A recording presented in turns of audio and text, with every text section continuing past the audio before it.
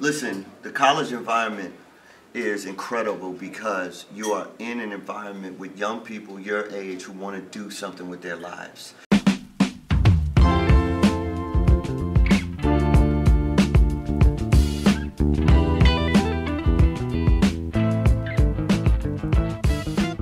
Hi, I'm Alya. We're here with Ryan Leslie. Ryan, how are you doing? I'm doing awesome. I'm doing great. I caught one of your performances last year at Brixton Academy. You That did. was awesome. Okay. So Thank sick. you. And your performances are always like really engaging and kind of quite epic. I know you've been in the game for like quite a long time now. So how do you think your performances and sort of your sound has developed and evolved? My goal every day is to be the best version of myself that I can be. And so, you know, when you look at the evolution of the show really evolves based on who's on stage with me. You know, I've put together a team, young musicians that are very passionate, and so they bring an amazing energy to the stage. You know, really where I'm going now is, you know, expanding the audience, right? Because I want the audience to be big enough that we can afford like all of the incredible ideas I have in terms of like stage production and lighting and pyrotechnics and screens and everything. Like, you know, I'm giving everything that I can on stage so people go home and say, yo, man, that show was awesome. And so the next time we sell more tickets and we can actually hire even more creative people to, you know, to give an incredible offering, you know what I mean? Like, you know, I look at my favorite tours, and they just have amazing production, you know. But this production is expensive, so we need people to buy more tickets. You know, when you look at like Iron Maiden, you know, or you look at Michael Jackson, you know, you look at even like Taylor Swift, you know what I mean? You look at Drizzy's concert, Ye's concert, Watch the Throne tour. I mean, like, it's all the big arena tours, man. That's the dream. That's the dream. That's where we want to get. You know? If you could design your sort of ideal performance, ideal show, what would it involve? Well, you know, it's almost like Apple, right? It's like, you know, the beauty of Apple is, you know, they introduce products that you didn't even know you needed, and then you're like, oh man, how did I ever live without that? So really for me, I want to put a war chest together so I can put the most creative, innovative people in the room around my music. I'm going to do what I do best, which is deliver the music. You know, we'll build the costumes. I want the best costume designers. We'll build the screens. I want the best, you know, screen operators and visual artists. We'll build the light shows. I want the best lighting directors. We'll build the actual stage and build, you know, the cool keyboard, you know, how the keyboard and everything is actually, you know, presented. We'll build, you know, I mean, Michael Jackson has a patent for, you know, that lean move that he does for Smooth Criminal. He has a patent on it, you know, so this is as far as I want to take it, you know. So, you know, I know we got to sell a lot more tickets to get there, so, you know, I'm taking the baby steps right now to do it, you know. The way my record is being released right now, it's being released through a music club exclusively. So people can't lie to me anymore and say, oh yeah, oh, I love the new album. Well, did you get it? Oh yeah, I did. Where'd you get it? Oh, on iTunes. Oh, it's not on iTunes. It's only available directly from me. So, you know, my number and my email are public, you know, so we give it away right now. If you want to call me, send me a text directly, test it out, see if it's real. +1. You gotta put the +1 because it's international. 915-600-6978. I'm gonna say it one more time so you don't have to rewind it. +1 915-600-6978. Shoot me a text message, you'll see if it's real. And I have a very sophisticated telephony and SMS platform that allows me to actually support tens of thousands of messages, and it also allows me to sort the messages, you know, and rank the messages higher from people who've actually supported the album. So wow. If you actually haven't gotten the album and you send me a text message, the first thing I'm going to do is I'm going to send you an invitation to support the album legally, and then after that I rank based on, you know, people who've given me different levels of support. So it's almost like, you know, airline classes, you know, the people who are platinum and medallion, you know, customers give me that level of support. They get a different level of service from me and my team, you know. So yeah, I believe that technology has been here all along. As musicians, we just haven't taken advantage of it. But trust me, I'm definitely taking advantage of it. Do you get freaked out? Like anyone could just call you, or anyone could just... Yeah, I mean, but you got to think right now. Let's just imagine right now. If you had Jay-Z's number, what would you? You don't want to look like a stalker. You're not gonna. But some people are nuts. Yeah, some people are nuts, you know. But I mean, that's on any social media platform. You know, you have a nut on Twitter. You have a crazy, person on Instagram. You have a crazy person, on your Facebook profile or whatever. Someone being able to send you a text message is really no different, and the difference is, which is beautiful, is that I own the relationship. Twitter doesn't own the relationship. Instagram doesn't own the relationship. Facebook doesn't own the relationship. I own the relationship with the fan. The fan actually owns their relationship with me. Some third party doesn't own it, and so I think that's beautiful. But it's still virtual. It's like someone sends me a text message, they're not jumping through the phone with a knife or a gun. And so I think that's really what's beautiful about it, is that it's just taking advantage of technology. Any multi-million-dollar business, right, which is what every musician should aspire to be, not because it's about the money, but because it's about the resources to actually bring your creative vision to life. Any multi-$100 million business, you could call them. You have a customer service number. They have staff because they understand it's about the customers. Musicians, we don't have that. So I'm creating that. That's important for me. I believe it's important for me, and I believe it's important for everybody. I mean, everybody that's coming to my concert tomorrow, right?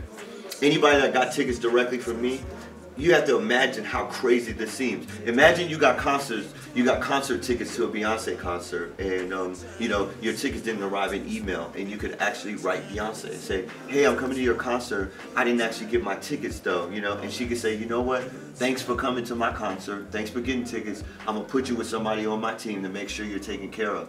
That's the level of service that I believe every artist should have if it's possible, and with the technology it's actually possible, So I know you just recently announced that you're starting your own record label in the summer, and it's going to be one of a kind. Yes. Can you tell me a little bit about that? I know you've been independent for a while. What kind of lessons have you learned through that, and how are you going to sort of funnel that into well, I mean, we've been talking about this whole interview. The main lesson is, it's very important if you want to be successful in the digital age as a musician or an entrepreneur, period, you have to know who your supporters are. And so every single person that's interested in being under my umbrella, I will teach them how to run their own record company. And people say, well, how expensive is that? I don't have enough money to run my own record company. It sounds expensive.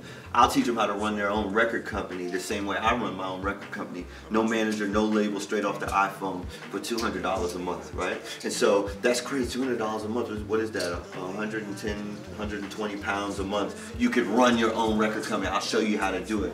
That's first and foremost, because I want everybody that's on my label, I want them to know how to run their own record company. And number two is, it's about sales, right? It is actually about sales.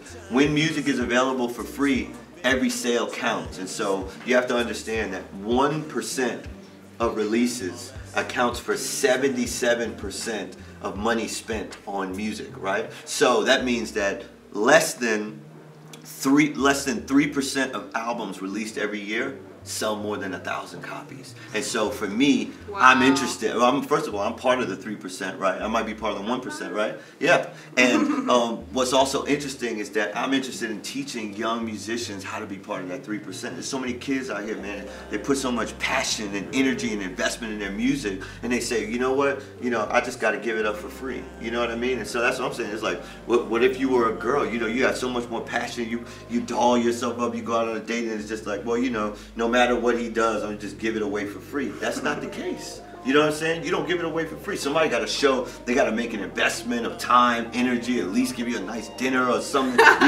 Something you not just give. Dinner's enough. Well, yeah, exactly. You're not just giving it away for free because you value yourself. What's happening in the music industry? People putting their record out like, well, I know I put my blood, sweat, and tears and everything into this, and no one's gonna care, and no one's gonna listen to it, and no one's gonna buy it unless I give it away for free. That's not the case. At least your mom is gonna, you know, at least your mom, if she believes in you, that's customer number one. Then maybe it's your aunts, your cousins, your uncles, people from your school, etc. If you want to build an actual base that creates a sustainable business, you got to know who your people are. You can't give your music away for free. That's everything. That's the holy grail.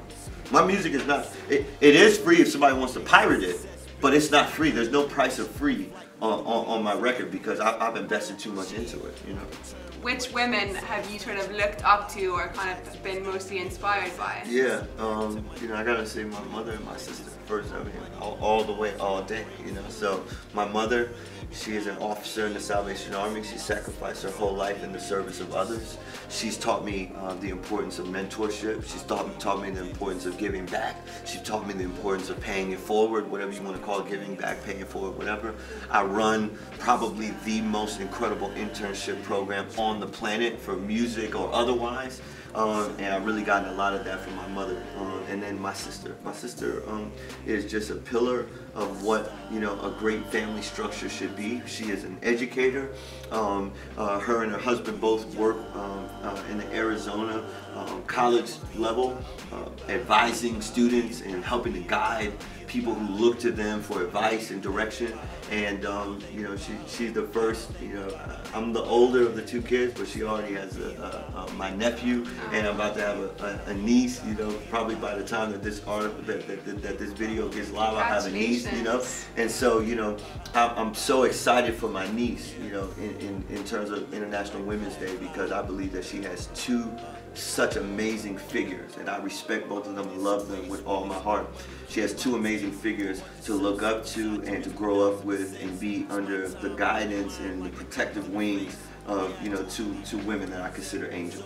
I know you graduated from Harvard. A lot of people who kind of went from when they're young, if they want to get involved in sort of a creative outlet, a lot of people, including my own flesh and blood, they'll think that they don't need to sort of take the education route. What do you have to kind of say to that? How do you think education helps? Does it help? Listen, the college environment is incredible because you are in an environment with young people your age who want to do something with their lives. And it's important to have a network, man. You know, like, you know, if you can get off the block, right? Because there's a lot of folks on the block that give you advice or whatever, you know, they might not have the same ambition that you have. And so for me, you know, I wouldn't trade my Harvard experience for the world. You know, I got young folks right now, 10 years out of Harvard, that's, you know, not only they're making incredible money, but they're doing incredible projects and touching people in an incredible way, and they have the ambition to want to change the world. And so that's what I believe is so important. Your network is really the most valuable aspect of what you're going to give to the world.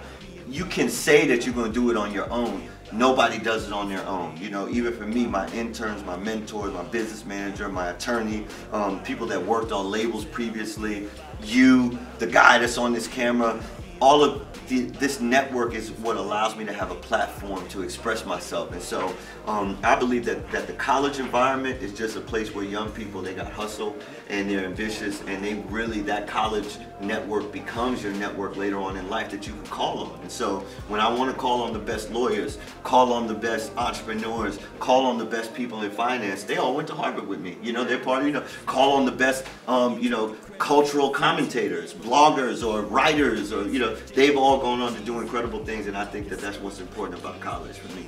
Your network is your net worth. Absolutely. You got it right. Yeah. Amazing. Thank you so much. Thank you. What's up, it's your boy Ryan Lessing. You're checking out the Abstract Portrait. And I finally got, you know, my independency from Interscope and Geffen. And so I'm just testing the waters. Started my new imprint, which is Blood Money, and started to bring up my... But he played the instrumental and he rapped over it. So it was first, it was like, Kanye West in the dressing room singing his new song to me. Wow. And then saying this. You get it? And we take them higher. Give it to me now. Yo, Cardi, tomorrow.